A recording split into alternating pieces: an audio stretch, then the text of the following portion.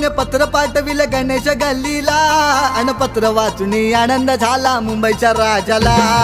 पत्र वाचून आनंद झाला मुंबईच्या राजाला. पत्र वाचून आनंद झाला मुंबईच्या राजाला. अनेक रूपे घेऊन येतो माझा गणराया, कधी विष्णू श्रीकृष्ण माझा शिवशंकर भोळा.